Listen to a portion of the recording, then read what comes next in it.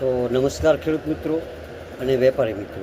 આજે આપણે ઇલોરા સીડ્સ કંપનીની બિયારણો જે ડુંગળીના આવે છે તેના વિશે માહિતી આપવાની છે. તો એમાં ઇલોરા સફેદ આ જે છે એ ઇલોરા સફેદ છે.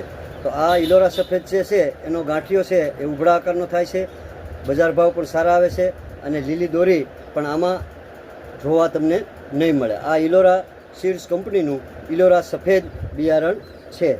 હવે બીજી વેરાયટી એની જે છે એ આ ઇલોરા ચાઇના કિંગ છે.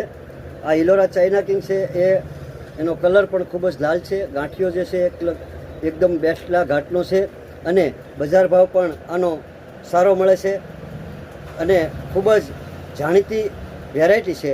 અમે 4 થી 5 વર્ષથી આ વેરાયટી વેચીએ છીએ, પણ આ વેરાયટીમાં કોઈ જાતનું આમાં ખેડૂતોનું જે છે કહેવાય કે ફરિયાદ અમને મળી નથી.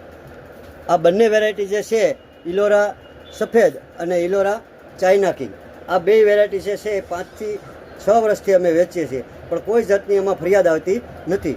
તો મારી ખેડૂતોને નમ્ર વિનંતી છે કે આ બંને બિયારણો જે છે ઇલોરા લાલ અને ઇલોરા સફેદ એ બંને વેરાયટી સારી છે, ઉગાવો પણ સારો છે અને વહેલી પણ પાકી જાય છે. એનો રોપ કરવાથી એ 90 દિવસમાં પાકી જાય છે.